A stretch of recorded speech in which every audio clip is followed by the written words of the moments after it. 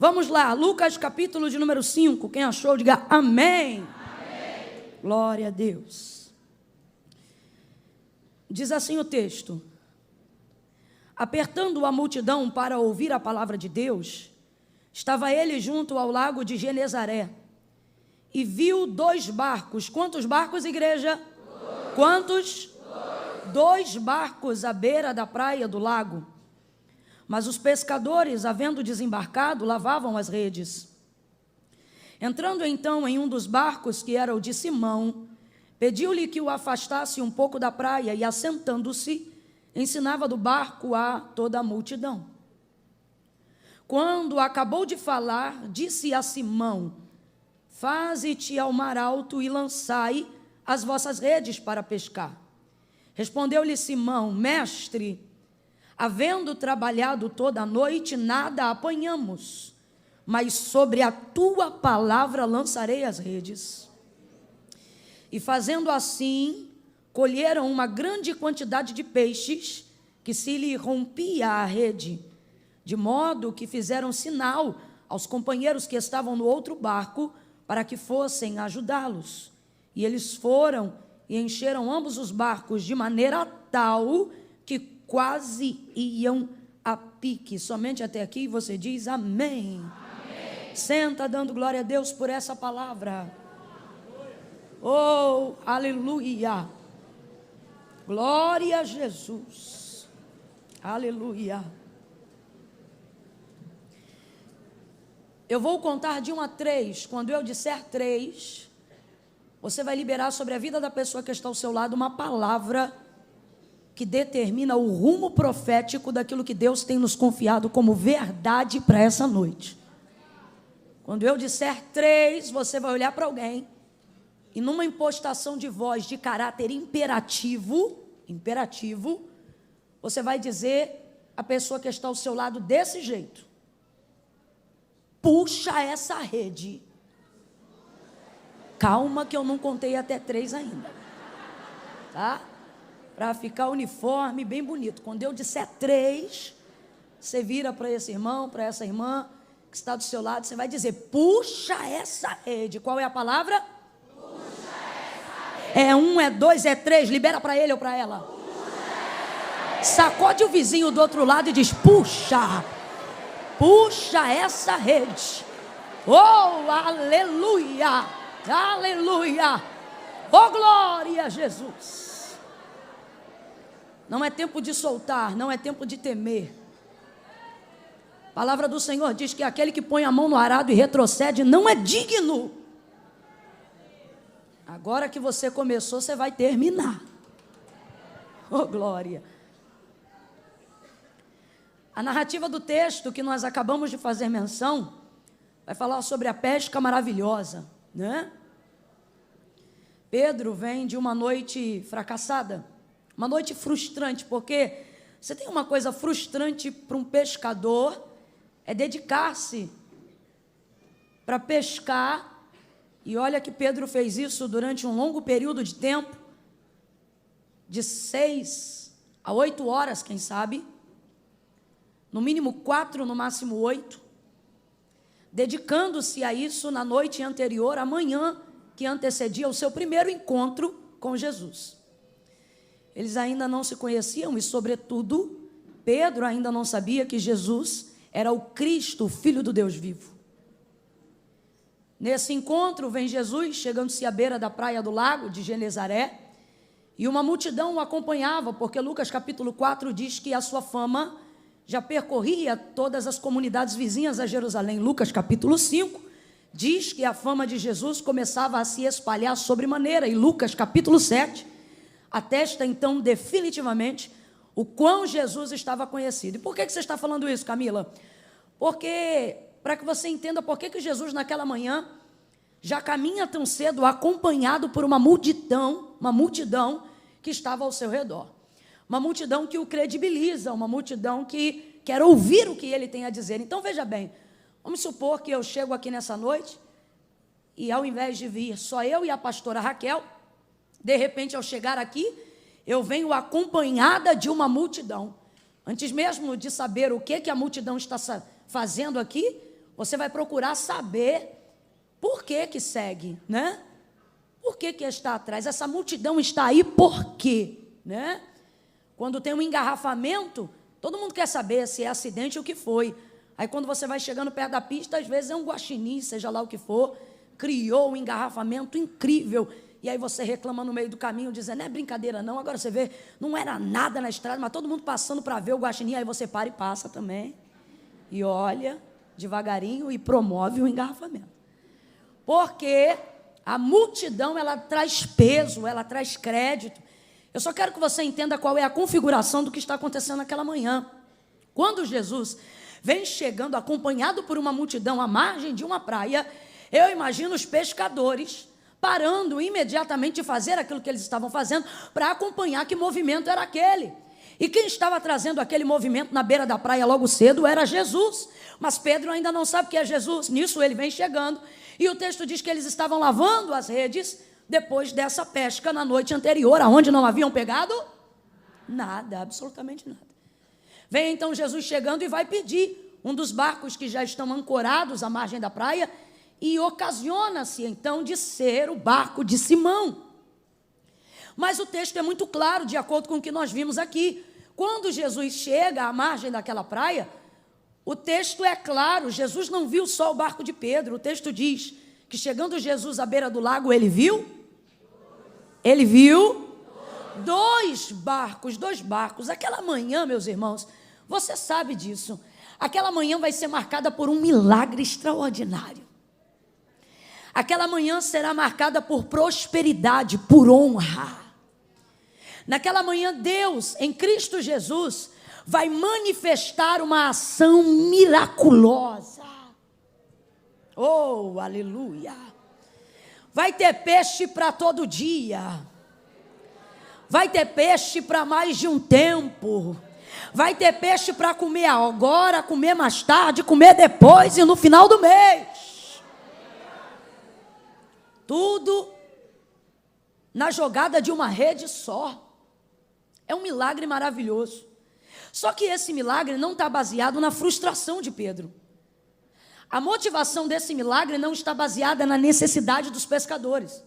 Porque uma premissa bíblica que nós aprendemos para a manifestação da dinâmica de um milagre, e a gente precisa compreender isso nessa noite, talvez tenha alguém aqui que almeje que Deus faça um milagre, não é que esse milagre se realize baseado numa necessidade, você tem que tirar isso da sua cabeça. Milagre não é para quem precisa, não, minha irmã Camila, não. Senão não tinha mais um mendigo debaixo da ponte, senão não tinha mais um crente tendo que fazer tratamento de qualquer doença, seja ela qual for, em estado terminal. Camila, o que você está dizendo? Que milagre não é para quem precisa? Não, milagre não é para quem precisa, milagre é para quem espera. Milagre é para quem almeja, para quem deseja. Camila, e tem diferença? Tem diferença. Você pode achar que Deus tem a obrigação de fazer um milagre na vida de alguém, simplesmente porque você gosta dessa pessoa e acha que se Deus é maravilhoso e tem o poder de tudo, então Ele tem que resolver a vida da pessoa em questão. Ora, mas por quê? Porque ela precisa, uai. Só que Deus não se move apenas baseado numa necessidade. Inclusive, a gente tem que desmistificar esse entendimento equivocado que a gente foi produzindo ao longo dos anos, achando que é uma verdade bíblica só porque está sendo uma palavra repetida. E uma verdade não passa a ser verdade só porque ela é repetida muitas vezes. Por exemplo, há uma verdade repetida, é onde a gente afirma que Deus não tem obrigação ou não tem prazer de fazer além do que as pessoas precisam. Uma expectativa de que Deus vai agir apenas em cima daquilo que eu necessito. E usamos até textos bíblicos para isso, como a carta de Paulo aos Filipenses, quando o texto diz: e o Senhor, nosso Deus, em Cristo, suprirá todas as vossas necessidades. E nos atemos à palavra necessidades como palavra-chave do texto, para dizer que Deus trabalha para suprir necessidade. Deus não trabalha para suprir necessidade. Olha o que o texto diz: porque o meu Deus, segundo a sua riqueza, suprirá todas as vossas necessidades. Aí ele diz como? Ele diz: suprirá todas as vossas necessidades em glória por Cristo Jesus. Camila, o que o texto está dizendo? Ora, interprete o texto. O que o texto está dizendo não é que Deus vai suprir suas necessidades de acordo com as suas necessidades. O que o texto está dizendo é que Deus vai suprir as suas necessidades de acordo com as riquezas dele. Deus vai suprir suas necessidades de acordo com a glória dele. Não, você não entendeu. O que Deus está dizendo é: eu não te dou só o que você precisa. Por quê? Porque você não tem mais dívida do que eu tenho poder. Você não tem mais limitação do que eu tenho mais poder. Então eu nunca posso acreditar que a única maneira padrão de Deus agir é correspondendo necessidade, é pagando dívida na conta, é arroz, é feijão, é demanda diária. Irmão, você quer suprir demanda diária? Vai capinar um quintal, vai bater uma laje, vai virar o plantão, vai vender uma Jequiti, uma Mary Kay. Agora, quer falar de milagre? Não vem falar só de necessidade, vem dizer o quanto você almeja de que Deus mova o extraordinário em sua direção, enquanto você deseja que Deus manifeste a sua glória. A palavra do Senhor diz que dele é o querer, dele é o querer e o efetuar. Camila, Deus trabalha para mim? Não necessariamente. A ação de Deus em direção à humanidade visa quem é digno de glória, e ele é digno de glória. Então, se aquilo que Deus fizer for glorificar o nome dele, ele fará. Agora, nós podemos ser veículos, alvos do milagre de Deus. Quando? Quando temos uma necessidade? Não só isso. Quando naquilo que temos ou naquilo que somos, temos o desejo de glorificar o nome dele. Nos tornamos então alvo do milagre de Deus. Porque precisamos? Não, porque conhecemos o seu nome. Porque almejamos. Porque desejamos. Porque queremos que a partir daquele feito o nome dele seja glorificado. João capítulo de número 9 retrata com muita liberdade o que eu estou tentando fazer alguém entender nessa noite. O texto diz que Jesus passa e vê um homem cego. Aí o texto diz: e passando Jesus viu um homem, cego de nascença. Aí os discípulos param e veem o mesmo homem e dizem: Rabi, quem pecou? Ele ou os seus pais para que ele nascesse cego? Aí Jesus responde: nem ele, nem os pais. Não é necessidade, não é maldição, não é hereditariedade, não é obrigatoriedade. Jesus está dizendo: eu não parei para olhar ele aqui porque ele precisa. Não é só isso. Aí Jesus responde e diz: isto aí aconteceu, não é por causa de pai, não é por causa de mãe. Olha Jesus se movendo para fazer um milagre. E qual é a motivação de Jesus? O pecado do pai? Qual é a motivação de Jesus? O erro da mãe? Qual é a motivação de Jesus? A necessidade do filho? Não. A motivação de Jesus é fazer daquele jovem um instrumento para a glória de...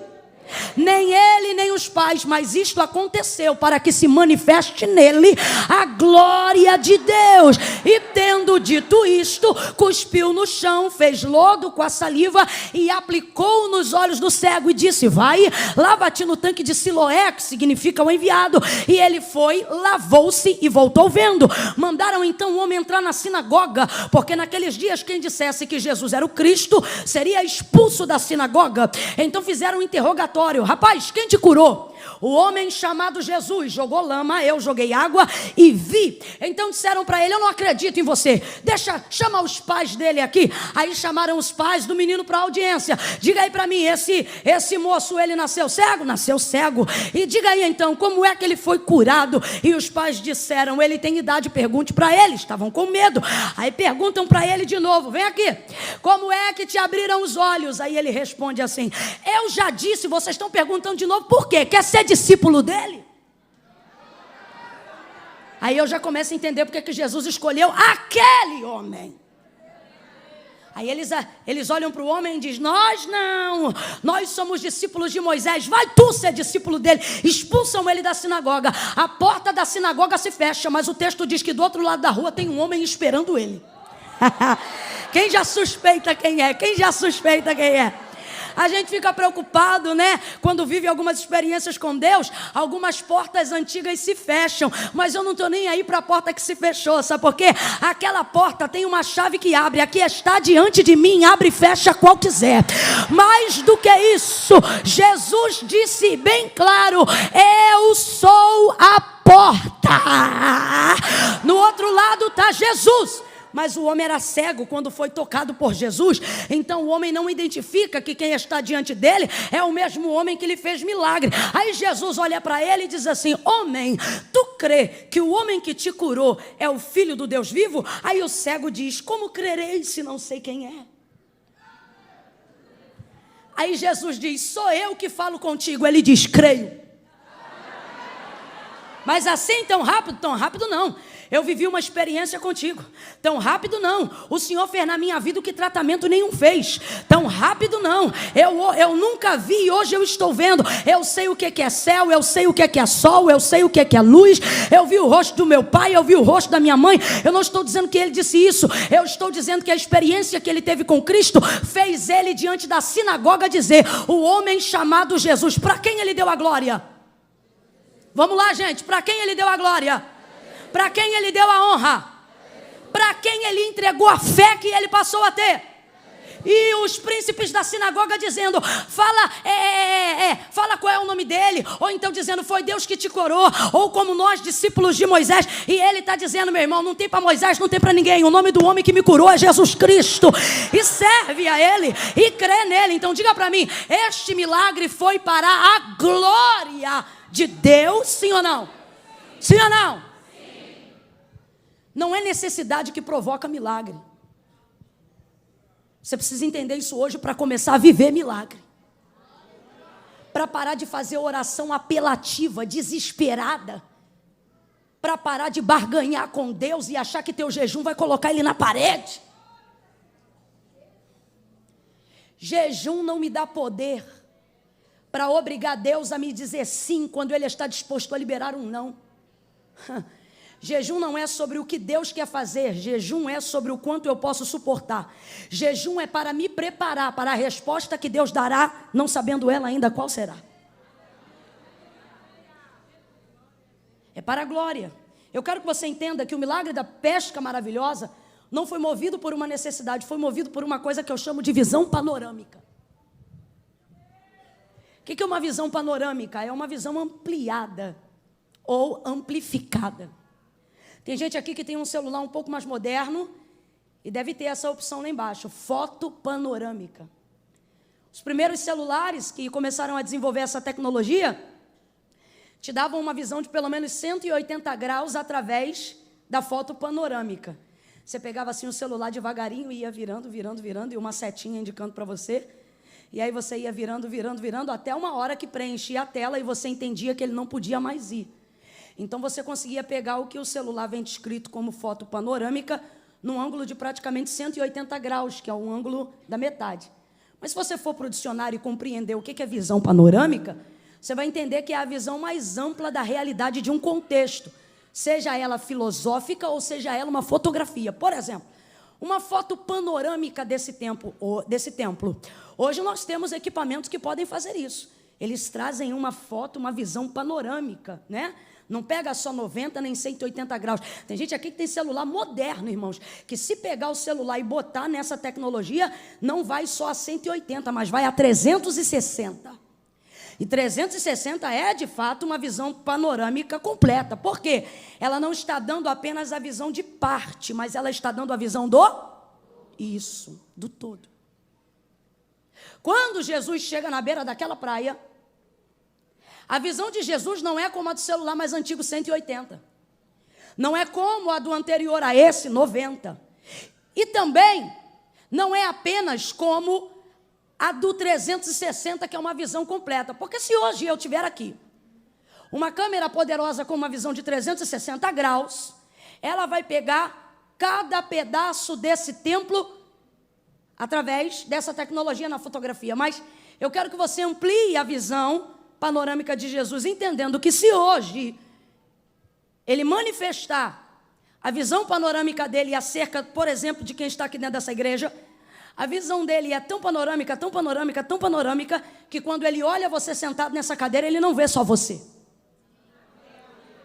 Jesus olha o que pode ser refletido numa imagem e olha o que não pode ser visto em reflexo de imagem nenhum. Por exemplo, eu olho para cá e vejo uma mulher. olho para cá e vejo um homem. Quando Jesus olha para o mesmo homem ou para a mesma mulher que eu estou olhando, vê ele, vê o DNA dele, a hereditariedade dele, o pai dele, a mãe dele, o tio dele, o sobrinho dele, e a causa que ele trouxe no coração para apresentar hoje na igreja. A visão de Jesus é uma visão panorâmica. Completa aí para mim, por favor. A visão de Jesus é uma visão? É uma visão?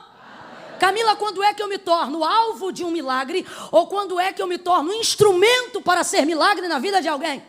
Quando você entende que Jesus só vai te usar se você compreender a perspectiva da mesma visão.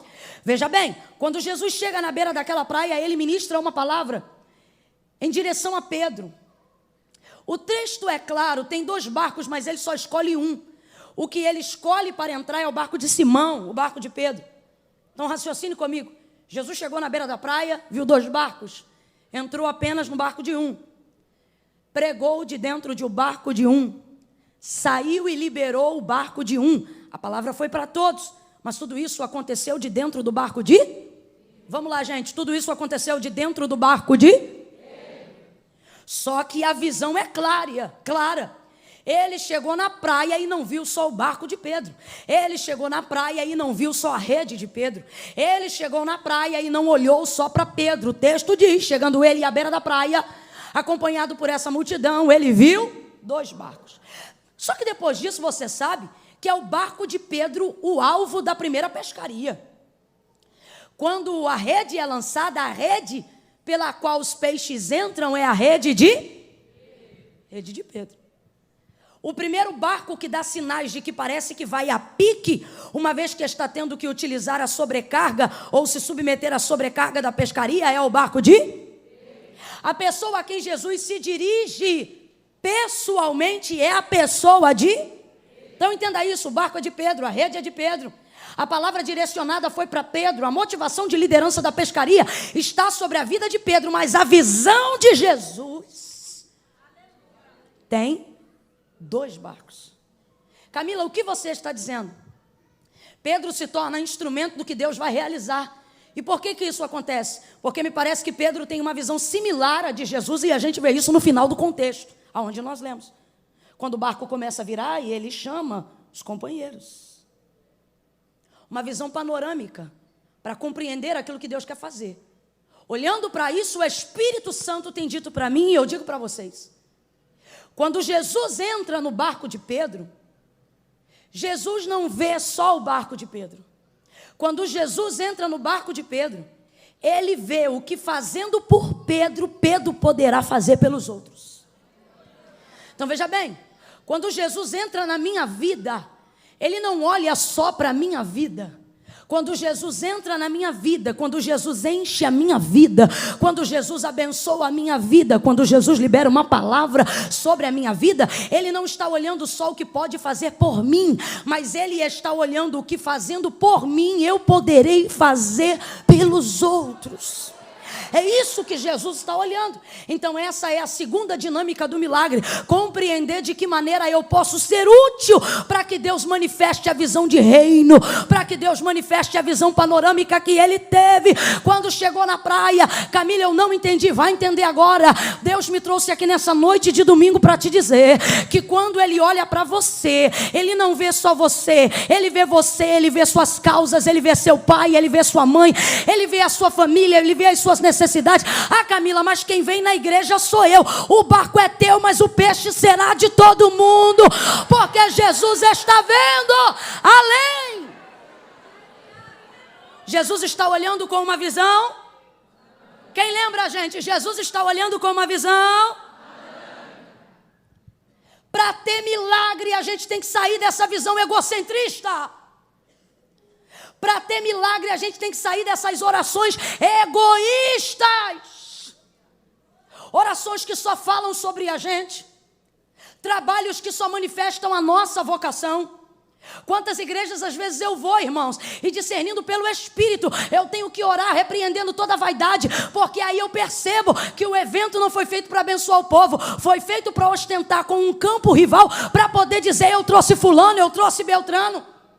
Quantos lugares a gente chega e percebe que a visão é egocentrista, não é panorâmica, e é por isso que fica seco, é por isso que não tem peixe, é por isso que não tem milagre. Pega na mão de quem está do teu lado aí agora, pega com vontade e diga: mas com a gente não é assim. Olha para ela, olha para ele e diz: o barco é seu, o barco é meu. Diga: a rede é sua, a rede é minha.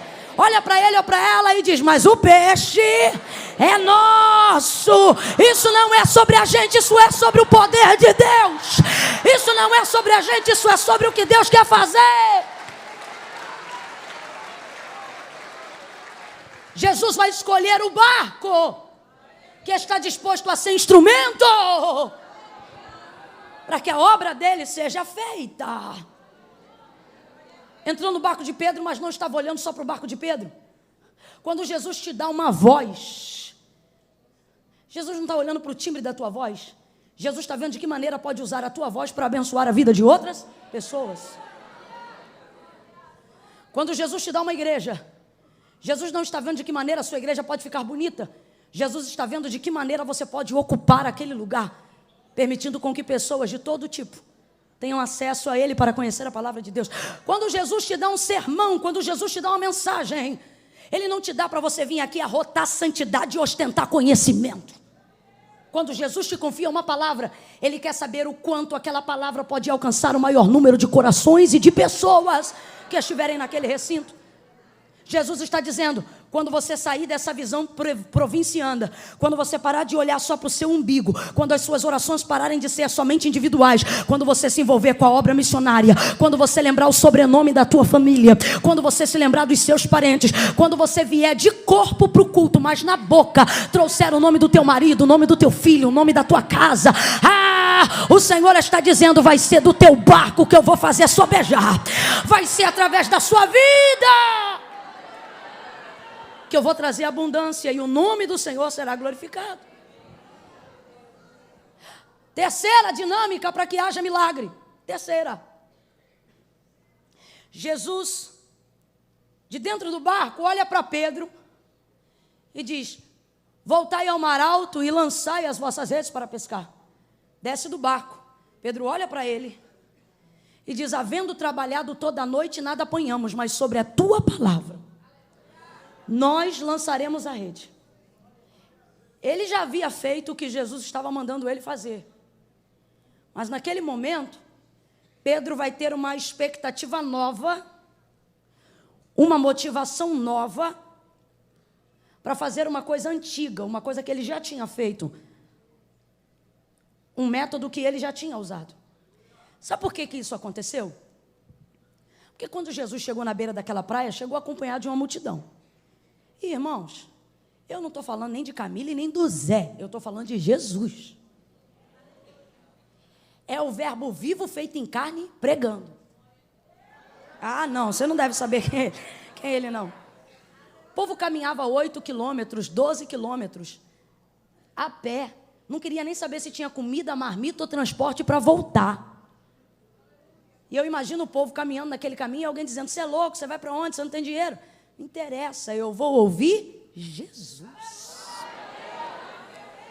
E todo mundo sabe o poder e a graça e a virtude para manifestar milagres. E quando ele não manifestava um milagre executando poder direto, manifestava na libertação da própria mente. Manifestava trazendo o quebrantamento de mentes cauterizadas pelo farisaísmo, pela religiosidade da época. Então todas as pessoas queriam ouvir Jesus. Gente, meu Deus, você imagina se nesse culto hoje, ao invés de alguém dizer assim: a oportunidade está com a irmã Camila, alguém dissesse: olha gente, o verbo vivo se fez carne, veio no culto hoje e vai pregar. Eu já ia dizer: traz o soro para esse culto e a maca, porque eu vou sair como? Desidratada, arrebatada de tanta glória de Deus. Então, é Jesus que está pregando. Não tem como você ouvir Jesus e não ter uma nova visão. Não tem como você ouvir Jesus e não ter uma nova expectativa. Não tem como você ouvir Jesus e não gerar alguma coisa nova. Eu não estou dizendo que todas as pessoas que ouvem Ele são libertas imediatamente, mas eu estou dizendo que ouvir Jesus gera uma nova expectativa na gente. Terceira dinâmica para o milagre. Eu já disse, milagre não é para quem precisa, é para quem espera. Milagre não é para quem precisa, é para quem? Para quem espera, para quem deseja. Nós queremos ver milagres, mas não geramos expectativa nos lugares que Jesus está. Queremos ver milagres, mas não geramos expectativa em cima da sua palavra. Queremos ver milagres, mas não geramos expectativa no congresso, não geramos expectativa para o culto, e há até quem pense que é pecado gerar expectativa para aquilo que Deus pode fazer. Ah, Camila, é melhor não esperar nada não, vai que Deus não faz e eu fico frustrado. Você pode ficar frustrado, mas Deus não fica desagradado, porque o autor da carta aos Hebreus disse: é necessário que todo aquele que se aproxima de Deus creia que Ele existe e que Ele é galardoador daqueles que o buscam. Deus deseja ver corações que tenham expectativa. Ora, disse o autor da carta aos Hebreus, o que é a fé? Ele diz: certeza das coisas que não se veem. Expectativa do que já aconteceu? Não, do que eu acredito que não aconteceu, mas vai acontecer. Deus está convidando algumas mulheres aqui. E Ele está dizendo: eu quero que você volte a ter aquela expectativa que você tinha. Quando você olhava para o ébrio do teu marido pendurado em qualquer bar dessa cidade, e alguém dizia ali um bêbado, e você dizia ali o futuro pastor, ali o futuro pregador, ali um homem de Deus. Quando você gerava expectativa no que não se via, mas cria que ainda veria. Deus está com saudade aqui de alguns pais que olhavam para os seus filhos, não importa onde eles estivessem envolvidos, e geravam uma expectativa. Alguém olhava e dizia: ali um drogado, e você olhava e dizia: ali um pregador da palavra. Nós precisamos desenvolver a expectativa naquilo que desejamos que Deus faça. Ah, Camila, por que eu parei de desenvolver a expectativa? Porque eu não quero ser frustrado. Então, por medo de não acontecer o que eu não espero, eu prefiro não esperar mais nada. E você acha que tendo isso e fazendo assim, você terá fé por muito tempo mais para caminhar? Será que você não está percebendo que seu coração está embrutecendo? Que a sua mente está ficando cauterizada? Você está achando o quê? Que a data da idade de crente que você tem na tua carteirinha te respalda a receber milagre? Aonde está a expectativa? De quem ora porque acredita, de quem não para aqui de orar porque crê. Expectativa. Ah, irmãos, tudo que eu vivo hoje é resultado de expectativa que eu coloquei em Deus. Hoje eu seguro um microfone, mas durante alguns anos da minha vida, no lugar do microfone eu tinha um controle remoto de televisão. E aí eu pregava usando o controle remoto de televisão. Como assim, irmã Camila? Na sala da minha casa. Eu segurava o controle remoto de televisão e ali eu pregava. E pregava para quem, Camila? Para a almofada 01, para a almofada 02. E botava a Lauriette e Damares para cantar. Quando eu terminava de pregar, aí eu soltava com o controle do rádio o playback não, o CD de uma das cantoras. E eu dizia, enquanto o povo vinha aqui na frente aceitar Jesus, isso segurando o controle remoto da televisão, eu dizia: canta, Damares. Aí Damares cantava.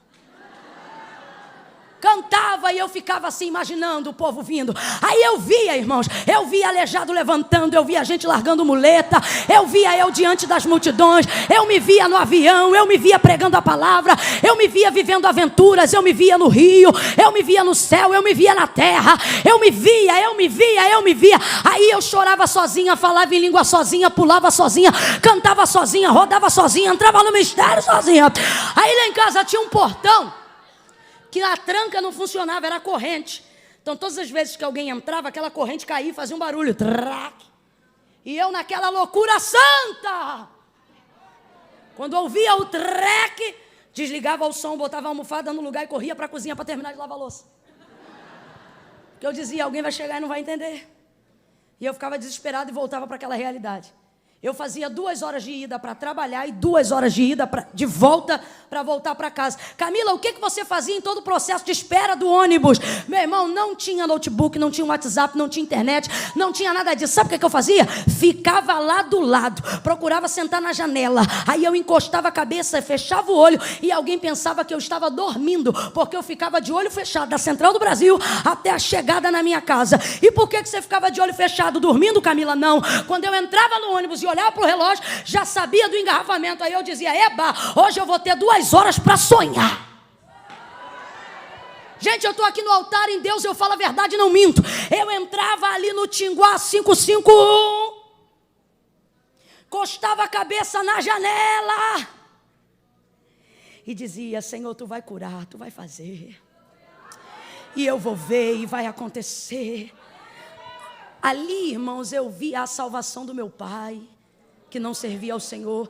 Ali eu via Deus alcançando outras pessoas da minha família. Ali eu via minha irmã mais velha sendo batizada. Ali eu me via tendo passagem de avião no meu nome. Ali eu me via pregando um congresso que tinha orquestra, que tinha irmãs. Ali eu me via pregando num congresso, numa igreja que tinha galeria, que tinha nave, que tinha telão embaixo. Ali eu via gente sentada importante me ouvindo. Ali eu via púlpito decorado. Ali eu ouvia a minha voz. Ali eu ouvia a palavra de Deus. E eu ia, e daqui a pouco o fiscal dizia, chegou no ponto final, minha filha. Eu dizia, tá bom. Quantas vezes eu passei do ponto da minha descida, porque eu entrava tão mergulhada naquilo dali, que quando eu vi eu já tinha passado o ponto. Eu falava, moço, eu passei do ponto, mas passei muito, tipo 8 quilômetros. Aí o camarada que já me conhecia, que eu pegava todo dia, aí ele dizia para mim, estava dormindo? Eu falei, eu estava sonhando. Aí ele disse, então tá bom, fica aí que eu vou dar a volta e te deixo no ponto de novo, porque eu não tinha o dinheiro da passagem. Aí ele dava a volta e eu lá no bonde, aí eu olhava, vai durar quanto tempo? Ah, mais uma meia hora.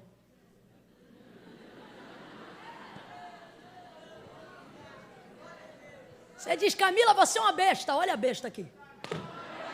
Olha a igreja aqui.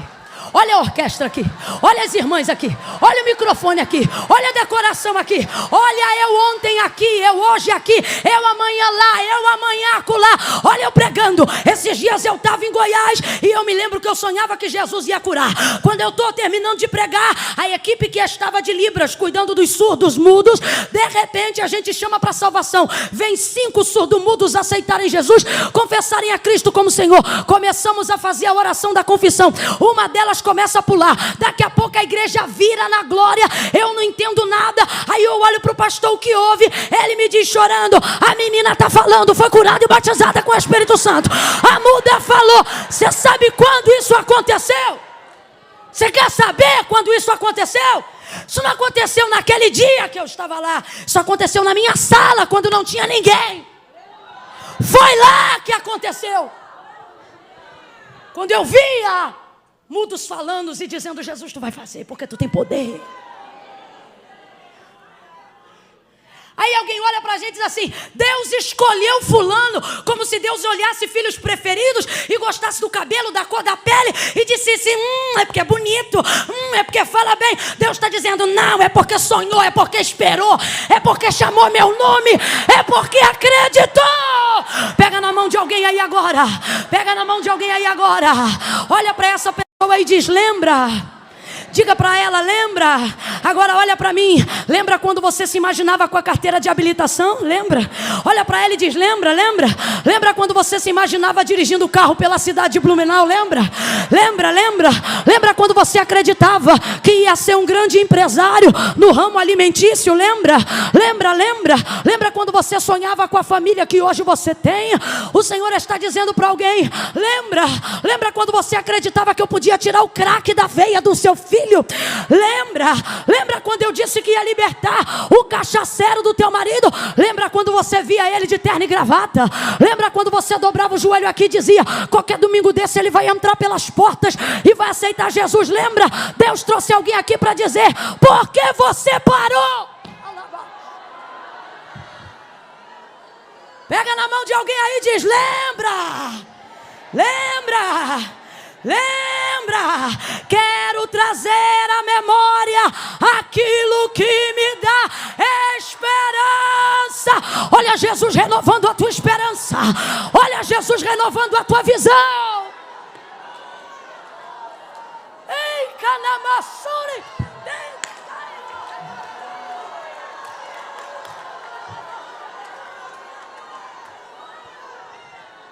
Cadê? Cadê a expectativa daquele homem que queria pregar o evangelho? Cadê a expectativa daquele obreiro que queria inaugurar a igreja com o pastor? Cadê a expectativa daquela mulher de 40 anos que mesmo de cabelo branco se via segurando o canudo da formatura na mão? Cadê?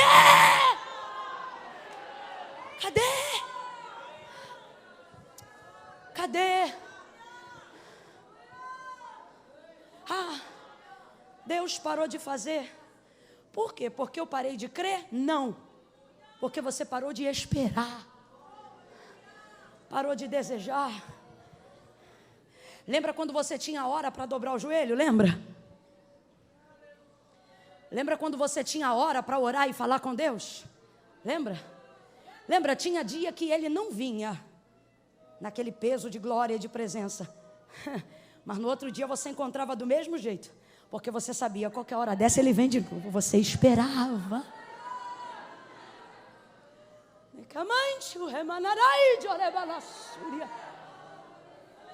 que eu quero que você entenda é que dentro da narrativa da pesca maravilhosa, depois de ouvir Jesus pregar ou ministrar naquela manhã, Pedro vai desenvolver uma expectativa. Por quê?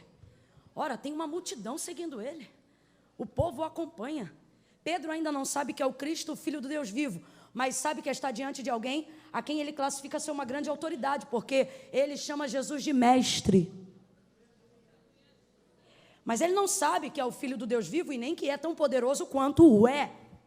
Porque o texto diz que depois que ele vê a quantidade de peixe que pegou e percebe que aquilo não é obra do acaso, nem foi causa natural, aí ele já trata Jesus de uma outra maneira hierárquica.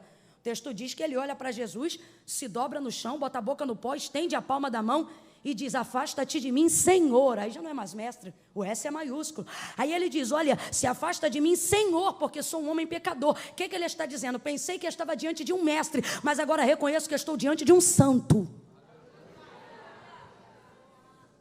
Ele não sabia ainda, porém, mesmo sem saber quem ele era, e mesmo sem saber o que ele faria, já tinha poder e ânimo o suficiente para desenvolver em Pedro uma expectativa do que poderia acontecer se ele se submetesse à palavra desse mestre. Então a expectativa de Pedro é tocada. Oh, aleluia! Não quebra esse clima, não. Você deixa eu beber água em paz? Não vai ficar me secando, não? Então deixa eu beber água. Deixa eu ver como é que você deixa eu beber água.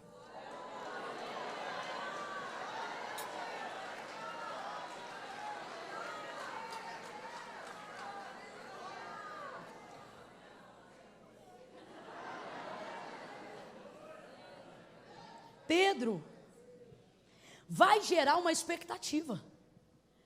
E olha, eu quero deixar isso claro. Ele ainda não sabe tudo o que ele é, ele ainda não sabe diante de quem ele está, mas essa expectativa vai ser gerada. E a gente que está aqui nessa noite está na mesma condição de Pedro. A gente não vem por um congresso como esse, ou numa noite de domingo como essa, porque não crê. A gente vem porque crê. E não é porque A, B ou C vai pregar ou vai cantar. A gente vem porque tem certeza de que a palavra de Jesus tem o poder de nortear, de dar uma decisão, de colocar uma vírgula ou um ponto, dependendo da situação ou da circunstância que alguém aqui esteja vivendo. Tem gente aqui que protelou a decisão que tinha que tomar essa semana de coisas que tinha que fazer. Alguém ligou e falou: ei, fulano, você vai assinar ou não vai assinar? E disse: calma aí, semana que vem eu te respondo, pensando o seguinte: primeiro eu vou para a igreja, dependendo do que Deus falar, né? Aí eu dou a resposta para fulano ou para Beltrano. Por quê? Porque você gera uma expectativa de que na palavra de Jesus vai determinar o final do seu dia, ou a sua vida, ou o seu mês, ou a sua semana, ou o seu ano. A gente cria essa expectativa. Não, eu vou lá porque vou ouvir Jesus, porque ele vai falar. Agora veja bem, você aumenta a expectativa quando você vem de uma noite fracassada. Você ouvir Jesus depois de uma traição, depois de uma falência, depois de um luto, depois de uma decepção, depois de uma tristeza, depois de uma tentativa frustrada, isso tende a aumentar a sua expectativa. Em que sentido? Você pode não querer ir para o shopping, pode não querer ir para o cinema, você pode não querer jogar bola, você pode não querer comer muito ou não comer de menos, mas quando a gente leva para esse lado, Deus tem, Deus pode, Deus é, Jesus faz, você canaliza a sua expectativa para ali.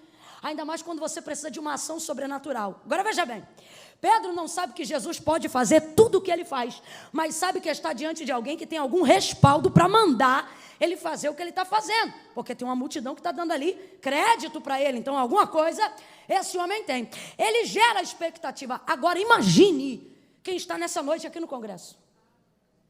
Gente que sabe o que Jesus pode. Gente...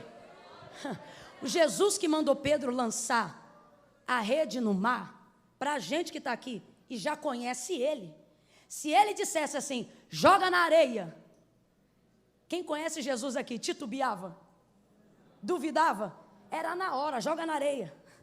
Ao invés de jogar a rede no mar, a gente ia jogar na areia e ia dar peixe. Daqui a 10 anos a ciência ia ter que dar um jeito de explicar isso. Porque a gente sabe o que ele faz. Você sabia que Jesus olhou para um paralítico que jazia 38 anos na mesma condição e disse para ele, levanta, toma a tua cama e anda, e o homem levantou na hora. Você sabia disso? Quem sabe disso, diga eu. Você sabia que Jesus parou um cortejo fúnebre de uma mulher que era viúva e que agora estava enterrando o filho único? Passou na frente da caravana do cortejo fúnebre, pegou a mão dele, tocou no esquife, porque não podia tocar no morto, e ele tem tanto poder que o esquife ganhou vida para passar vida para o menino. O menino levantou e o texto diz que ele devolveu o menino à sua mãe. Oi, não entendi, vai entender. O menino levantou, como assim? Estava morto? E levantou. Você sabia que Jesus levanta os mortos? Para quem acha que o defunto estava fresco, então vamos para Lázaro. Ele chega 4 dias depois na aldeia de Betânia. Vai aonde estava sepultado seu amigo Lázaro. E como diz um amigo meu, teve que chamar Lázaro primeiro, para depois dizer sai para fora. Porque ele tem tanto poder, que se ele disser vem para fora, vinha todo mundo de uma vez só. Lázaro! Alguém entendeu? Lázaro! Vem para fora! Eu imagino a voz de Jesus entrando no limbo da morte e dizendo, ecoando lá dentro, Lázaro! E os outros ouvindo e pensando, como é que vai ser? É só ele, vem para fora! Sai, Lázaro! Da morte salta para a vida, fora da sepultura. Você sabia que é esse o Jesus que você serve? Você sabia que esse é o Deus que você conhece?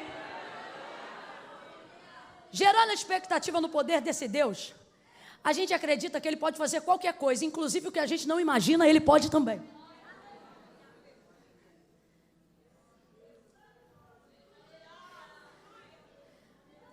O profeta Isaías diz que todas as águas do mundo são na sua mão como a gota de uma água. Uma gota d'água. O céu que a gente pensa que é infinito, infinito porque é muito grande, fora da vastidão do que a gente pode contemplar, na verdade tem medidas, sabe-se onde começa e onde acaba, por 2 motivos. Primeiro, ele será rolado e os céus também passarão, assim como a terra que existe. Segundo, porque o texto é claro e diz que ele mede os céus na palmada de sua mão.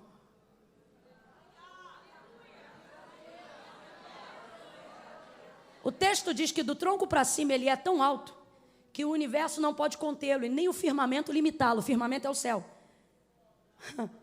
Se o firmamento não pode contê-lo e ele é mais alto que o céu, significa que a gente olha ao céu assim. Significa que Deus olha ao céu Assim. Ah, você não entendeu. Ele está acima de tudo que você entende como céu e como firmamento. E do tronco para baixo ele é tão grande que o texto diz que nem a terra poderia contê-lo. Seria ela apenas o estrado dos seus pés. Então quem entenderia o trovão de seu poder?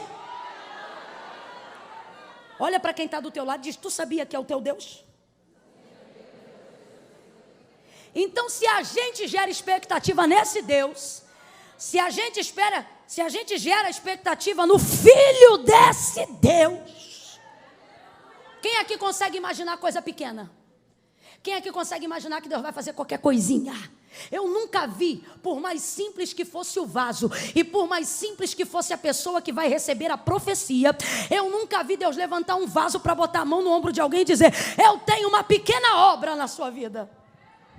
É sempre como: eu tenho uma grande obra na sua vida, porque um Deus grande faz coisas grandes, e por isso Ele está dizendo: aumente a sua expectativa, aumente a sua expectativa. Ele está dizendo: aumente a sua expectativa. Agora presta atenção, já vou caminhar para concluir. Sabendo disso, nós que estamos hoje aqui, imagine agora na mesma condição de Pedro, tendo Jesus, que tudo pode, que tudo é, que tudo faz, caminhando na nossa direção para nos dar uma palavra. Eita glória! Que vai acabar com o fracasso da noite anterior. Uma palavra que vai fazer valer a pena tudo que eu sofri até o dia de hoje. Então, obviamente, se isso estivesse acontecendo agora, como no mundo espiritual está, eu geraria a expectativa de que Ele me mandaria fazer algo que eu não tentei, algo que eu não sei, algo que eu nunca vi. Porque Ele é e eu não sou, porque Ele pode e eu não posso, porque Ele tem e eu não tenho. Então eu nunca imagino que Jesus vai usar alguma coisa que eu já tentei.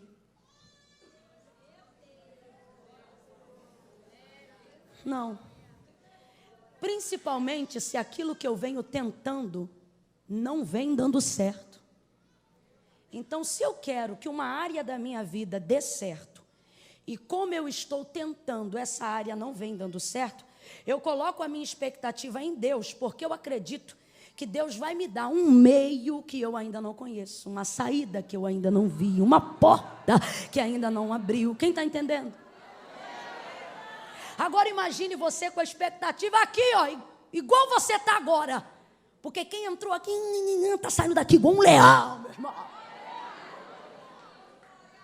A expectativa está aqui agora, ó. A deblumenal está, ó. Você cuidado com o que você deseja, porque nessa noite tem 100% de chance disso acontecer. Aí você imagina, você com a expectativa aqui, expectativa no congresso. Eita, é hoje que Deus vai falar comigo. Deus vai falar, tá. Aí realmente Deus fala, Deus vem. Usa uma pregadora lá do Rio de Janeiro. E aí você pensa, hoje Deus vai fazer um negócio que nunca fez, vai falar um negócio que nunca falou, vai entrar por um caminho que eu nunca vi. Por quê? Porque eu estou gerando expectativa. Aí Jesus vem. Essa é a condição de Pedro. Jesus vem e diz assim, olha aí a mudança, ó. Voltai ao mar alto. Já começou com voltai. Eu queria ser crente igual essas irmãs que deram aleluia agora. Queria. Porque essa palavra aqui, irmão, não gera muita motivação, não. Ó, voltai ao mar alto. Tá bom, vou voltar. E faz o quê? Dá uma estrelinha, um mortal, uma cambalhota? Não, voltai ao mar alto e lançai as vossas... Mas qual rede? Tu trouxe uma rede do céu? Tu tem uma rede? Não, lançai as vossas redes. Que rede? A mesma da noite do fracasso. E para qual mar que a gente vai? Para o mesmo. E qual barco que a gente usa? O mesmo. Tudo bem. E qual é o método que a gente aplica? O mesmo. Volta para o mesmo mar, entra no mesmo barco, usa a mesma rede e lança do mesmo jeito. Voltai ao mar alto e lançai as vossas redes para pescar. É complicado, Quando você espera de Jesus um resultado positivo, quando você espera de Jesus a compensação por uma frustração de alguma coisa que você viveu. É complicado quando você está com a expectativa aqui em cima, acreditando que Jesus vai fazer algo que você nunca imaginou que Ele mandasse você fazer. E aí Ele olha para você e diz: volte para o mesmo lugar. Use os mesmos instrumentos e continue aplicando o mesmo método. A condição de Pedro é essa: ele é pescador. Completa para mim. Ele é? Pescador? Pesca. Pescador? Cantor? Pregador? Pastor? Mulher de oração?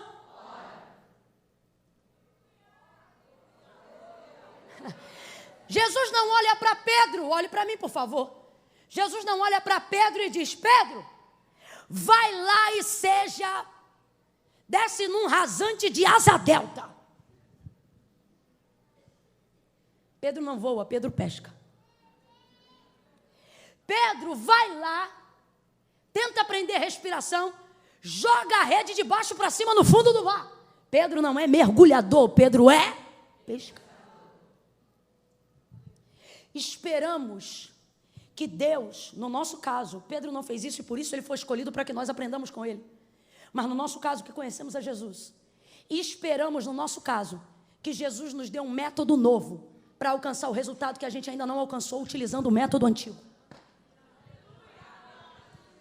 Viemos para um culto como esse e queremos ouvir uma palavra que nunca ouvimos. Queremos ter uma direção que ninguém nunca deu. E por que a gente fica agoniado dessa maneira? Porque a gente acha que a coisa está dando errado porque a gente está fazendo do jeito errado. Aí Jesus me trouxe hoje aqui para dizer para você: não é porque está dando errado que significa que você está fazendo do jeito.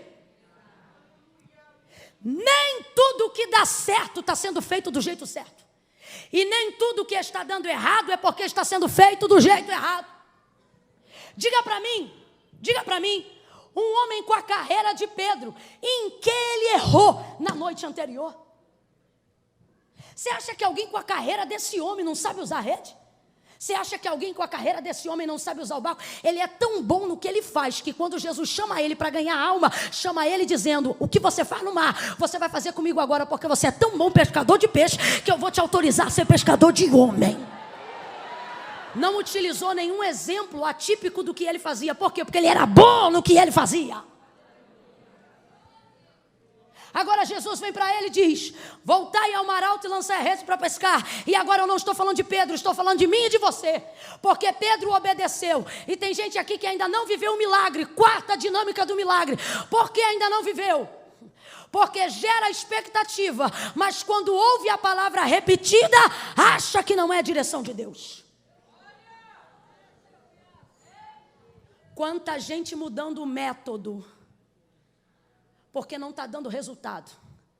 Ah, porque eu já estou orando há tanto tempo, Jesus não respondeu. Aí para de orar, cabeção. Deixa eu falar um negócio com todo carinho para você, meu irmão. Oração não salva ninguém. O que salva é Jesus. Só tem um que salva. Agora, se oração é um intermédio, é um instrumento pelo qual ele usa para salvar, pode não ter salvado hoje, mas eu vou continuar orando. Porque a qualquer hora dessa, essa rede vai pescar alguém pela palavra de Deus. Então presta atenção. Eu não posso mudar um método que é autorizado, aprovado, orientado, porque ele não está dando certo no momento que eu esperava. Por que tem tantas igrejas que abrem hoje e não sustentam nem 3 anos? Normalmente essas igrejas querem viver na efusão do sobrenatural toda hora. Elas vivem sobre a expectativa de que tem que ter arrebatamento todo culto, que tem que ter profecia todo culto, que tem que ter manto todo culto, tem que ter visão, revelação todo culto, poder todo culto, e ninguém aguenta isso, meu irmão. Aí você diz: ah, mas a igreja primitiva, ela viveu o Pentecoste, ela falou em outras línguas. Vai ver depois de quanto tempo. O texto não diz que eles se reuniam para falar em línguas, o texto diz que eles se reuniam para orar. Todo dia eles oravam, todo dia eles buscavam a Deus, metodicamente, devocionalmente, racionalmente, linearmente. Só que nós estamos vivendo a geração do ativismo religioso, ativismo espiritual, ativismo da fé. Eu oro agora, eu quero agora, eu falo agora, eu quero agora. Você está achando que a vida é computador? descobre as senhas, conhece as programações e vai aplicando. Veja isso, Jesus manda Pedro voltar para o mesmo mar, usar o mesmo barco e aplicar o mesmo método de pesca, lançando a rede, só que agora ele tem uma palavra. Aleluia. Mas eu quero que você entenda esse raciocínio, porque isso aqui é uma visão que Deus está nos dando para esta noite. O método é o mesmo. Completa isso para mim que eu quero que você grave. O método é? O método é? Olha para mim. Deus não mudou o método que Pedro usava para alterar o resultado que ele tinha. O método é o mesmo, mas o resultado foi diferente. Por causa da obediência de Pedro à palavra de Jesus, na aplicação do mesmo método que Jesus usou, que Jesus mandou, ele vai colher um resultado diferente. Deus está dizendo categoricamente para alguém aqui: não mude o método que eu te dei para manipular o resultado que você quer. Continue fazendo a oração que eu te ensinei. Continue pregando do jeito que eu mandei. Continue pastoreando como eu te ensinei. Continue regendo como eu te orientei. Continue amando como eu te disse. Continue clamando como eu te falei. Há alguém aqui nessa noite que o Senhor está dizendo: não é porque não está dando certo que significa que você não é boa no que você faz. Só significa que o resultado não virá através do seu esforço, para que a glória não seja sua. Mas Deus está dizendo a alguém aqui: eu não preciso mudar o método para que o resultado seja alterado. Ele manda Pedro de volta para o mar. Sabe o que ele está dizendo? Volta a trabalhar. Sabe o que ele está dizendo? Volta a fazer o que você estava fazendo na noite anterior, antes de eu chegar aqui. Camila, não entendi, vou falar rasgado. Jesus está dizendo: continue a fazer o que você estava fazendo antes de eu aparecer. Você queria resposta? Ai, Camila, eu vim hoje aqui porque eu quero saber. Meu casamento está uma tribulação. Ou vai embora ele ou vai embora eu. Aí Jesus te trouxe aqui e diz assim: volte para casa e continue amando o mesmo homem. Ai, Camila, eu acho que eu vou botar meu filho para fora de casa. Ai, Camila, você pode fazer qualquer coisa, meu irmão. Só não altera o método do amor, da busca, da intercessão e da oração. Porque Jesus está dizendo: ei, é fácil querer alterar o método para obter resultados. Difícil é trabalhar duro e deixar o resultado na mão de Deus. Não me diga que é fé o que você tem, quando você não deixa Deus mover em nada, quando é você que tem que salvar todo mundo, quando é você que tem que resolver tudo, quando é você que tem que cuidar de novo. Não me diga no cansaço do seu trabalho depois de um dia que você tem fé. Isso não é fé, isso é controle. Fé é quando você acredita, é quando você tem tanta certeza que você não precisa viver se remudando, se alterando para acreditar que Deus fará. O que Jesus está dizendo é: Pedro, o trabalho é contigo, mas o milagre é comigo. Volta, faz o que você sabe e deixa que eu vou dar resultado. Deus está dizendo para alguém: continue cantando do jeito que eu mandei você cantar. Continue orando como eu mandei você orar. Continue crendo como eu mandei você crer. Mas Camila, não está dando certo. Não altere o método visando o resultado.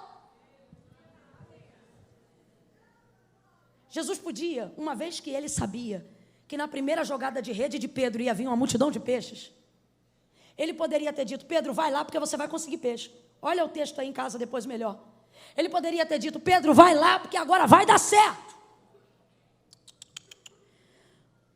Jesus não fala do resultado que Pedro vai ter. Jesus só fala do método. Jesus não diz assim: você vai pegar. Jesus diz: você tem que lançar. Jesus não fala quantos peixes ele vai pegar. Jesus só diz o que ele tem que fazer. Por que isso acontece? Porque todo milagre ligado à riqueza ou à multiplicação, ele é pedagógico. Jesus não quer Pedro fazendo o que Deus mandou ele fazer. Jesus não quer Pedro fazendo o que Jesus está mandando ele fazer, pensando no resultado. Porque se tudo o que você for fazer só for pensando no resultado, seu método será sujo, será corrompido. E qualquer hora dessas, você estará com o botão do automático ligado, observando apenas o resultado. Deus não nos chamou para ficar avaliando resultados. Isso vai gerar síndrome de Asaf na cabeça de crente que era para estar bem, mas está mal. Por quê? Porque vai para a rede social e só olha número, e acha que número é resultado de sucesso. E aí fica pirado das ideias. dizendo como é que pode, é prostituto e está enriquecendo, é corrupto e está ficando tudo bem, é assim, é assado e a vida dele cresce, é assim, assado e fulano prospera. Aí você fica igual Asaf, volta para a casa de Deus perturbado, dizendo porque o ímpio prospera em seu caminho, e eu tendo uma vida de santidade não estou conseguindo romper áreas e limitações da minha vida, sendo crente, sendo santo, vindo para a igreja. Quantas pessoas afligidas nesta noite pela síndrome de Asaf. Aí eu vou parar de fazer do jeito certo, fulano faz do jeito errado e dá certo, estou eu fazendo do jeito certo e dá errado. Eu vou parar de ter vida de santidade, o outro tem 3 mulheres e está tudo tranquilo, agora eu estou aqui orando para Jesus salvar a minha, e parece que cada dia está ficando pior, porque você só está olhando para resultado. Jesus não disse para ele, olha quantos peixes. Jesus só disse para ele como ele tinha que lançar a rede.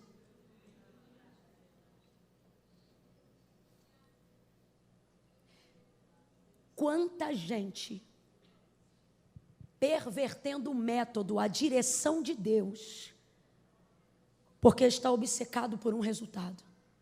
Olhe para cá porque eu vou falar na Bíblia.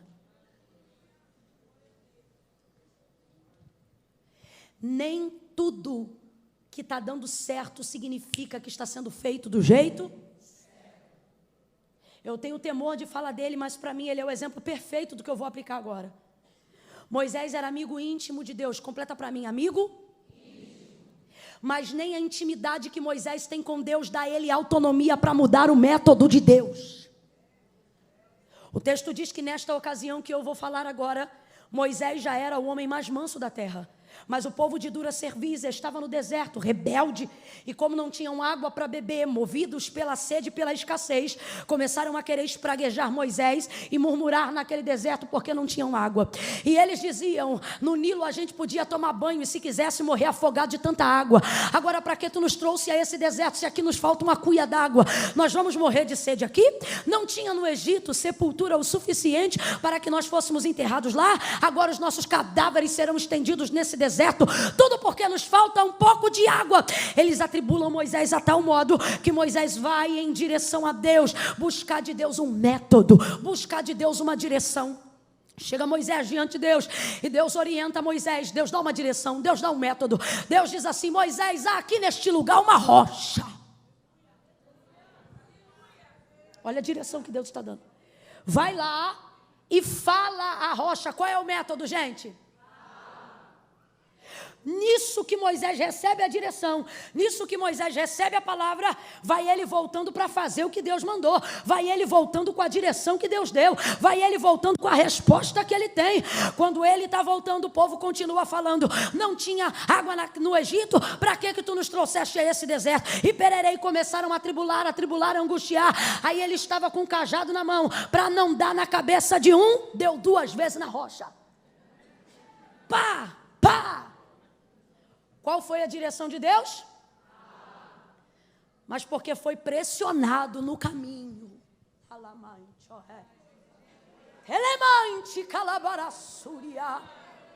Vão te pressionar no caminho para dizer, não faz assim, faz assado. E eu não estou aqui, meu irmão, sendo uma bobinha em dizer que a gente não pode mudar. Eu só estou dizendo que crente não muda sem a direção de Deus. E só sai da direção que Deus deu quando Deus dá outra.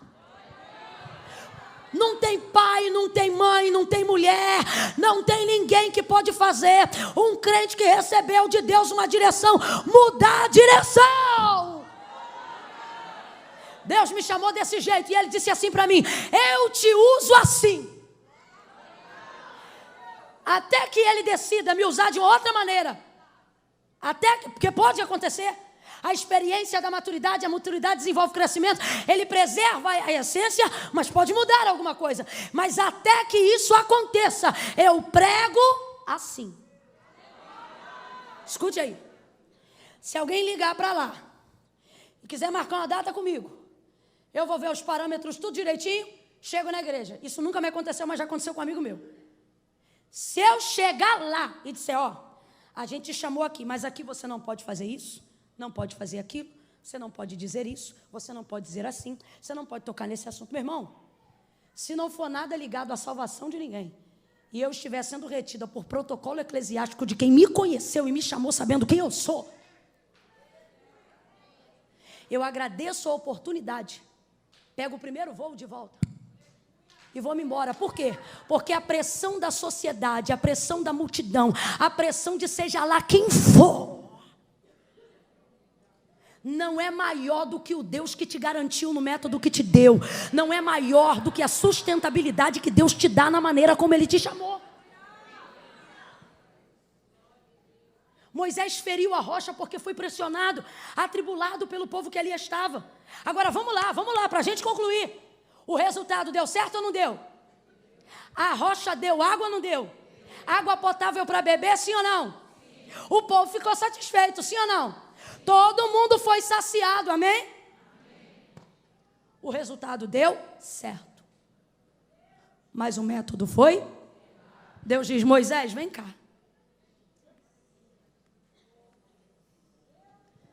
A terra que eu jurei aos teus pais que lhe daria, que é Canaã, tu verás do alto de um monte, e é o máximo que vai te acontecer. Você verá. Porque os teus pés ali tu não pisarás. Tu não entrarás. Essa geração também não vai entrar. A geração de Josué e Caleb, eu conduzirei. Mas essa geração, e você não vai entrar. E Deus diz por quê? Não precisava, mas Deus diz. Você não vai entrar porque você foi rebelde. A minha palavra, eu disse, fala a rocha. E você feriu a rocha. Então entenda a lógica do milagre. Entenda por que tem coisa que está dando certo, mas está sendo feito do jeito errado. O resultado deu certo, sim ou não? Mas o método foi? Agora eu te pergunto, sabendo quem foi Moisés, eu te pergunto, valeu a pena alterar o método para obter o resultado? Deus está dizendo para alguém, lá no mundo eles dizem, os fins justificam os meios, pois aqui Deus está dizendo, eu quero saber como é que está teu meio para eu determinar o teu fim. É o teu meio que vai determinar o que eu vou fazer.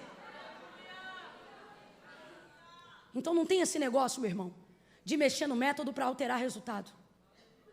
E Deus trouxe a gente hoje aqui para motivar a nossa fé a dar continuidade a métodos que Deus deu, não importa o quão antigos eles sejam. Até que Deus deu uma nova direção, vamos ficar na direção que Deus deu. Não vamos alterar método nenhum, observando o resultado. Porque é nessa de só querer olhar resultado que quem foi chamado para ser pregador se torna um rato. Como assim? É gente que não vem mais porque Deus traz, é gente que vem porque tem que levar oferta para pagar a conta de luz. A motivação mudou. Quando você só observa resultado, cantor deixa de ser cantor, adorador deixa de ser adorador, levita deixa de ser levita, e só fica olhando o resultado. É nessa aí que muitos líderes param de olhar as ovelhas como ovelhas e passam a olhá-las como números. Por quê? Porque visando o resultado, já não ligam para ter diligência no método. De qualquer jeito, faz do jeito que dá. É nessa que muitos adoradores se tornam religiosos dos cultos de domingo à noite. Nunca vem à igreja, não faz nada, mas está na metodologia. Aí ele vem com a motivação errada, mas vem. Oferta com a motivação errada, mas dá. Dizima com a motivação incrédula, mas dá. Porque ele está esperando apenas o resultado. E aí fica tudo pervertido. Você lembra quando Deus disse a Abraão, Abraão, sai da tua casa, da tua parentela, vai para a terra em que eu vou te mostrar. Farei de ti uma grande nação, tornarei a tua família fecunda. Ele afirma, Sara, tua mulher, vai te dar um filho. Só que o tempo passa e o resultado não vem. Aí Sara mexe no método para alterar o resultado. Abraão, deita com Agar, minha serva, e dela nascerá o filho. Sara está pensando que alterando o método vai produzir o resultado.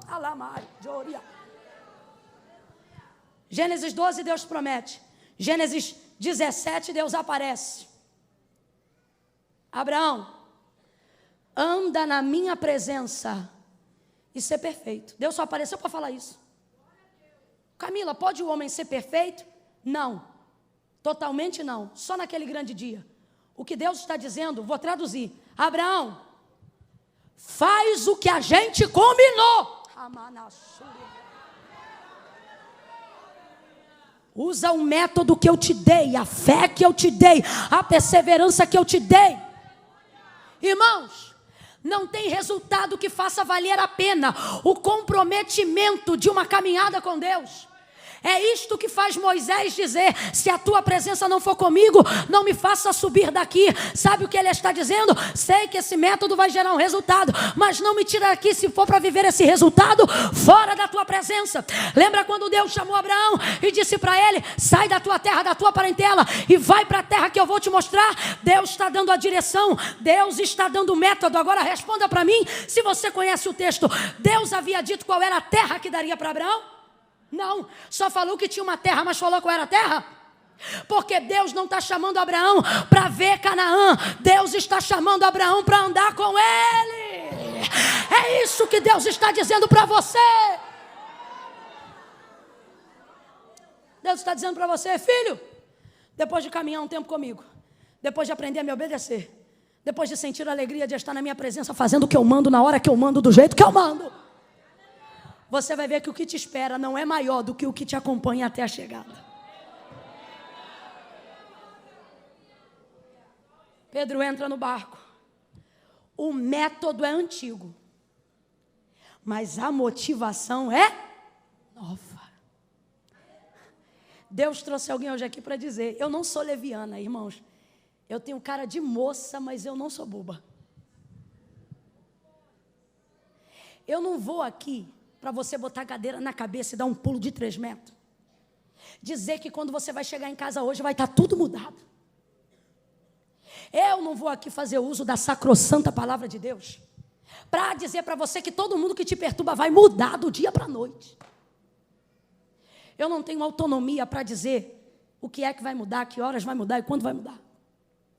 Mas eu tenho de Deus autorização pela palavra para dizer que o culto hoje, quando acabar, a verdade nua e crua é que você vai voltar para a mesma casa. E graças a Deus.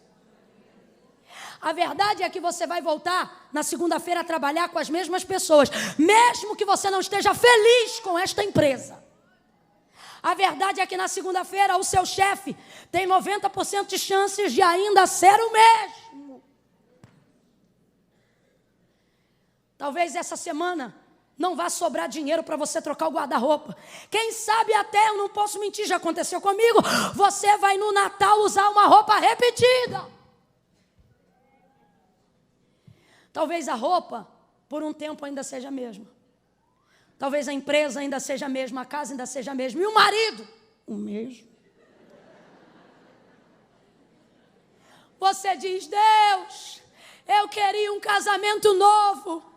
E o Senhor está dizendo: não sou a favor do divórcio, mas sou a favor do novo casamento. Então posso separar do marido? Deus está dizendo: não, fica tranquila. Eu vou te dar um jeito novo de ser alegre no antigo. Eu vou te dar um casamento novo, vivendo com o mesmo marido. Levanta a tua mão porque eu quero profetizar. Deus está dizendo que tem gente aqui, não abaixa não, levanta a mão. Tem gente aqui que vai chegar na segunda-feira no mesmo trabalho, vai chegar hoje depois do culto na mesma casa. E gente que te conhece há tempos vai olhar para você e vai dizer: o que você fez? Levanta a mão, gente. O que você fez? Você mudou o cabelo? Não, o cabelo é o mesmo. Você mudou a roupa? Não, a roupa é a mesma. Você mudou de carro? O carro é o mesmo. Você mudou de igreja? Não, a igreja também é a mesma. É mesmo, mas você está diferente. Pois é, a igreja não mudou, o carro não mudou, o marido não mudou, o salário não mudou, mas a motivação que eu tenho está me dando esse brilho nos olhos, esse renovo na alma. Pega na mão de alguém aí agora, segura a mão dessa pessoa o mais alto que você puder. Vai, meu irmão, sem preguiça.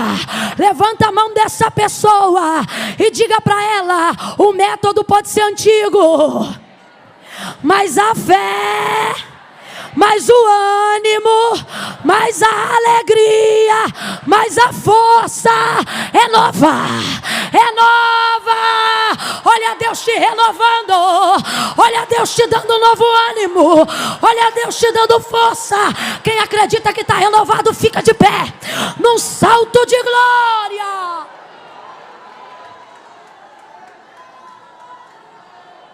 Oh glória. Faça como Abraão, seja fortalecido dando glória a Deus. Falei ontem e vou falar hoje. Bota a bolsa na cadeira. Bota a Bíblia na cadeira. Que eu não falei que você pode ir embora. Eu só pedi para você ficar de pé. Que agonia é essa? Não é nem 9 horas ainda. Pô, parando com isso. Parou. Camila, mas ninguém foi. É para já não ir. Não ocupe os corredores agora. Porque tem gente aqui desde ontem. Você não veio só hoje não. Você está aqui desde ontem. E ontem não foi o primeiro domingo que você conheceu essa igreja não. Você já vem aqui alguns domingos. Mas na hora que a gente fala, quem quer vir fazer uma aliança com o Senhor, você se amarra nessa cadeira e diz, eu não preciso, porque Deus está no meu coração. Você não veio ontem, mas tem uma chance de acreditar na palavra e vir hoje. Pedro vai ao mar, porque o método é antigo, mas a motivação é? A motivação é nova. O método é o mesmo. Vai voltar para o mesmo barco, vai lançar a mesma rede. Mas agora ele está debaixo de uma palavra. Que nem você. Está debaixo de uma direção. Vai para o mar. Aí ele pega a rede. E joga a rede. Oh, aleluia.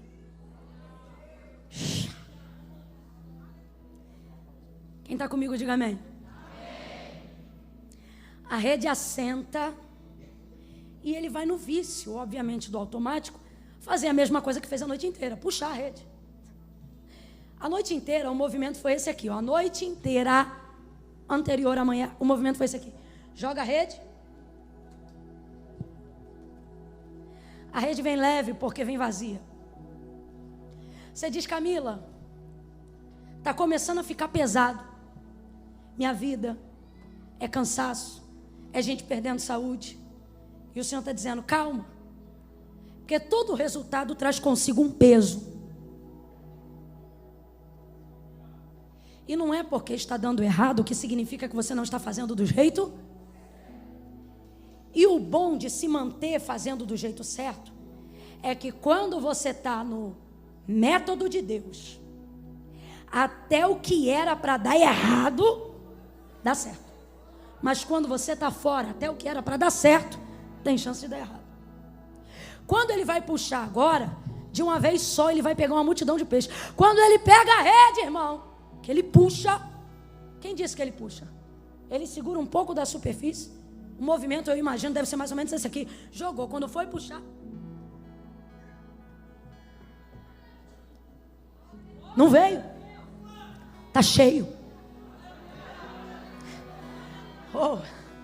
Olha para mim, Deus está mandando eu dizer, está difícil porque está cheio. Está doendo porque está cheio. Está começando a machucar o braço e as pernas porque está cheio. Está sendo cansativo porque o resultado é extraordinário. O texto diz que ele puxa, só que a rede começa a rasgar. A rede começa a rasgar. E sabe por que a rede está rasgando? Deus falou para mim, pastor Nilton. A rede está rasgando. Aqui no texto, a rede está rasgando, porque é muito peixe. A rede está rasgando, porque Jesus, quando chegou na praia, viu? O Espírito Santo falou para mim, eu deixei rasgar de propósito, porque quando começa a rasgar, ele vai se lembrar que tem um outro barco para puxar. Camila, eu não entendi, vai entender agora. Olha para o teu vizinho e diga para ele, se você não me chamar, vai começar a rasgar. Olha para ele e diz, está rasgando porque você não me chama. Me chama. Me chama para orar junto, para cantar junto. Me chama. Me chama para comer churrasco junto. Me chama para andar no teu carro junto.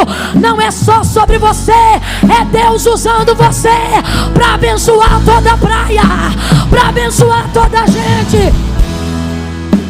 Olha o que acontece. Está rasgando, e agora? Ele faz sinal. E se eu te dissesse nessa noite que o seu milagre está às vésperas de um sinal? Ele estende a mão assim, ó, o texto diz que ele estende assim, ó, e faz sinal para o outro barco. Deus está dizendo: chame alguém, celebre com alguém, adore com alguém, interceda com alguém, peça ajuda a alguém, faça um sinal. Aí o barco vem. Aí o texto diz que pega na rede também. E a rede para de rasgar. Fala para ela ou para ele assim: você sabe de quem você está sentado aqui do lado? Fala para ela ou para ele assim: a pessoa que Deus colocou para a tua rede parar de rasgar.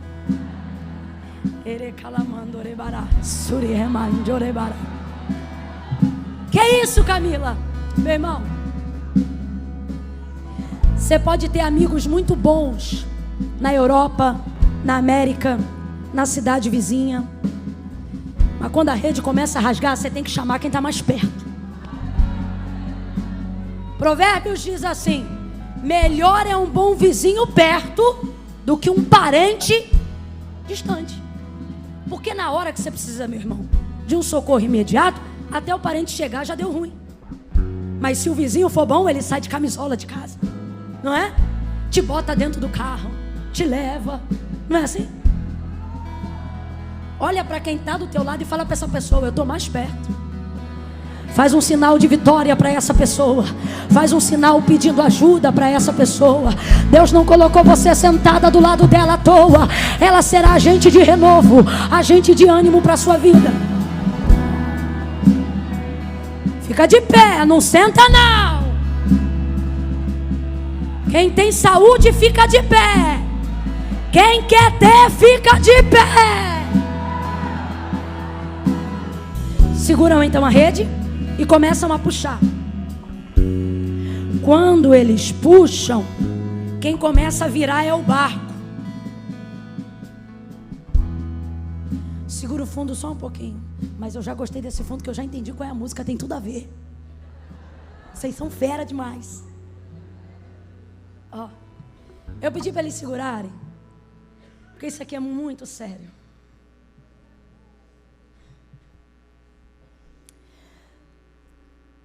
Às vésperas de um grande romper de Deus na sua vida.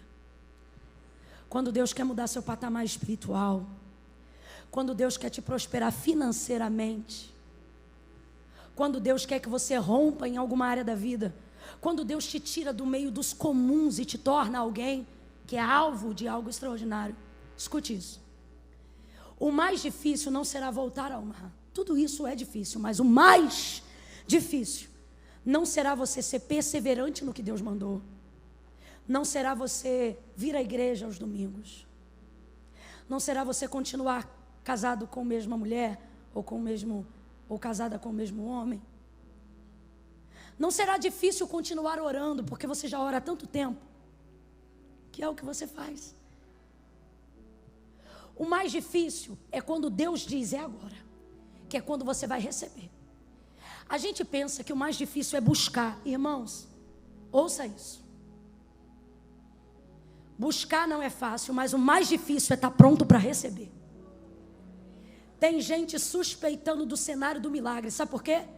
Está sendo provado há tanto tempo que quando chega a hora da bênção, não acredita que aquilo é para você.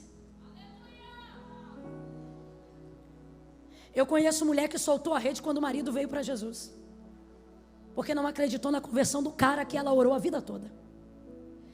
Eu conheço gente que saiu da empresa quando ela cresceu muito. Porque ele não acreditava que poderia gerir 250 funcionários. Então, para não falir, dividiu, pegou a parte e saiu. Eu conheço gente que quando estava no ápice para fazer história, soltou a rede. Porque achou que aquilo que Deus te deu, aquilo que Deus mandou você fazer, ia te sucumbir. Você quer ver? Deus não libera sobre a minha vida uma palavra que vai me matar. O Jesus que manda Pedro voltar para o mar, jamais fará com que, cumprindo essa missão, ele morra ou o seu barco seja quebrado. Porque se a ideia é pegar peixe, tem que ter barco para botar o peixe. Deus não vai te dar uma bênção que destrua a estrutura que precisa receber. Camila, minha família está uma loucura, mas é a sua família, não vai embora. Porque Deus não te daria uma família que você não poderia controlar. Camila, minha esposa é uma prova, mas segura, porque Deus não te daria uma mulher da qual você não pudesse ser o marido. Escute isso. Eu queria viver a vida que eu vivo hoje, mas eu não sabia que entrava água no barco. Eu não sabia que para viver a vida que eu vivo hoje, teria dias que eu ficaria doente. Eu não sabia que para viver a vida que eu vivo hoje, gente que eu nunca vi na minha vida ia falar tão mal de mim assim. Eu não sabia que pessoas seriam retalhadas ao meu redor por consequência do que Deus está fazendo. Eu não sabia que eu perderia pessoas que eu acho que são amigas, não porque elas não choraram comigo, mas porque não tinham graça para sorrir comigo. Sabe o que é isso? É água entrando no barco por segurar a rede. Você acha que um homem como o pastor Newton, para estar na posição que ele está hoje, você acha que não torce a proa? Que não entra água no barco? Você só vê a gente aqui agora. Deus sabe quem a gente é quando o culto acaba. Você acha que para ser crente como você é hoje, em pleno domingo à noite, levando a vida que você leva, porque está bem vestido, porque está bem vestida, ô filho, guarda-roupa veste qualquer um. Só que tem gente aqui que Deus falou comigo, isso é muito sério, que está querendo soltar a rede porque está vendo água entrar no barco, porque está vendo o barco instalando, é a estrutura. Sabe qual é a impressão? É melhor soltar a rede, porque senão o barco vai naufragar. E é agora que você tem que mostrar que a fé que você tem é verdadeira, e que a direção que Deus te deu não foi mudada. Porque nessa hora você terá tentado e tentada a dizer: solte a rede, desista do seu sonho, abandone essa empresa, de você, desse marido. Por quê? Porque está castigando muito segurar. É nessa hora que a vida te tenta e diz: não tenta esse concurso de novo não, você fez direito, mas não faz prova da OAB de novo não, larga isso. Depois de tanto tempo se dedicando ao louvor, às vésperas de gravar um álbum, você tem vontade de soltar e dizer: vai ver, Deus não me chamou para isso. Então Deus brincou com você 10 anos? Claro que não. Deus está dizendo: filho, filha, é agora que você tem que confiar em mim. Deus me trouxe aqui para falar a verdade para você. E a verdade é essa: vai entrar um pouco de água. A verdade é que tem dias que a sua saúde vai ficar debilitada em razão disso. A verdade é que você vai ver a madeira estalando, ameaçando quebrar, ameaçando afundar, mas você tem que continuar acreditando que quem te mandou lançar a rede entrou no teu barco, viu tua estrutura, pregou dali de dentro e não ia te mandar para um lugar para naufragar. Quem acredita, levanta a mão. Tua maternidade não vai naufragar. Tua paternidade não vai naufragar. O ministério que Deus tem contigo não termina naufragado. Oh, Deus está apenas estendendo os seus limites. Porque você nunca chegou num ponto da vida em que ia receber tanto. Quando ele pega, quando o outro barco puxa junto, coloca os peixes dentro do barco e o barco para de entrar água. Camila, foi quase. Diga comigo, quase. Diga quase. Deus está dizendo a alguém: se você aguentar esse quase. Irmãs, olhem para mim. Se vocês aguentarem esse quase. Tem mulher de Deus que está aqui dizendo: Camila, eu acho que eu vou morrer. O Senhor está dizendo: não, é só um quase. Se você aguentar esse quase, meu filho. Camila, minha empresa foi Deus que me deu, mas eu acho que vai quebrar. Deus está dizendo: não, eu vou botar um quase. E você diz: o que é quase? Quase é Deus interrompendo um fim. Quase é Deus dizendo: o final desse ano não termina com tragédia. O final desse ano termina com você sentado ao redor da mesa, comendo, vivendo. O resultado da direção que Deus te deu e da fidelidade que você teve para obedecer incondicionalmente a direção que Deus te deu. Vou contar de 1 a 3. No 3, desce da galeria, vem da nave, e se tiver gente no templo, sobe. Tudo hoje aqui vai culminar para o centro. Quem está em cima desce, quem está embaixo sobe, quem está no meio vem. Quando eu disser 3, Camila, sou de uma igreja aqui perto, essa palavra foi para mim. Posso ir aí na frente receber uma oração? Não. Ai, Camila, mas é que eu estou meio fraco. Está fraco, mas é crente. Ai, Camila, mas eu cheguei aqui meio banqueado. Chegou meio baqueado, mas agora está renovado. Segura a tua marimba aí onde você está. Porque Jesus te trouxe hoje aqui para te dar 2 tapas, te levantar pelo ombro e dizer: não solta essa rede. Mas está doendo, não solta. Mas parece que eu vou morrer. Só parece. Bota um salto, uma cinta, um sorriso no rosto e vem para a conferência. Quando eu disser 3, e hoje de verdade não tem apelo, é convite. É 1, 2, 3. E eu não vou falar 2 vezes igual ontem, vou falar só uma. Quando eu disser 3, vai sair do lugar e vai vir ao altar. Gente aqui que já foi crente. Gente aqui que se diz desviado. Gente aqui ou que já pecou, ou até que esteja em pecado. Gente aqui que nem está em pecado, só está afastado, distraído. E o Senhor está mandando eu dizer para você: não vou tratar com você como quem bebe leitinho. Você conhece o peso de uma rede cheia. Você conhece as ondas de um mar revolto. Só que por algum motivo você soltou, saiu da vontade de Deus. Ou porque machucou, ou porque doeu, ou porque cansou. Não importa o que te fez largar a rede. Hoje Deus te trouxe aqui para dizer: ei, puxa essa rede. Volta para a direção. Ai, Camila, é a minha vida que eu tenho que consertar. Tu vai consertar hoje aqui no altar. E aí Deus vai entrar onde você não pode consertar. Quem estiver afastado dos caminhos do Senhor. Quem veio à igreja hoje, ama ao Senhor, mas nunca fez uma aliança com Deus. Quem estava aqui ontem e não veio na hora do convite, e hoje Deus te trouxe de novo para dizer: quero te salvar. Vai sair do lugar e vai vir ao altar de Deus. Camila, não precisa ir aí não. Todos são filhos de Deus. Não. A Bíblia diz que só recebe o direito de ser chamado de filho quem confessa a Jesus Cristo. Deus quer resgatar a paternidade dele na vida de algumas pessoas hoje aqui. Mas tem que haver confissão. Camila, tem que ir aí? Tem que. É noite de concerto. Ele não vai te julgar, mas Ele vai te dar uma oportunidade. Ele vai te ajudar. Faz um sinal para Ele ao vir aqui na frente, porque eu tenho certeza que Ele vai usar alguém para te ajudar a puxar a rede. Eu conto 1. Eu queria que a igreja levantasse a mão direita para o céu.